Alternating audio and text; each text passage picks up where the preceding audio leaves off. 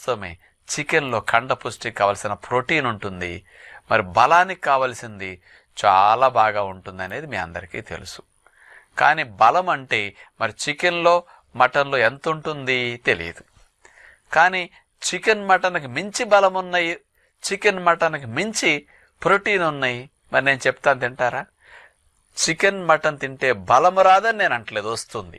దానికంటే ఇంకా తక్కువ ఖర్చులో, దానికంటే ఇంకా ఎక్కువ బలం, ఇంకా ఎక్కువ కండపుష్టి, ఇంకా ఈజీగా వచ్చేది ఉన్నాయి. మరి కంపేర్ చేసి చెప్తే మీకు భలే అర్థమవుతుంది. 100 గ్రాముల కోడి మాంసంలో 109 శక్తి, మేక మాంసం 100 గ్రాములు తీసుకుంటే 118 శక్తి. ఇది బలం. మెయిన్గా బలం అంటే చికెన్ మటన్ మీరు బాగా వాడేది, ఈ రెండిట్లో ఉన్న బలం అది.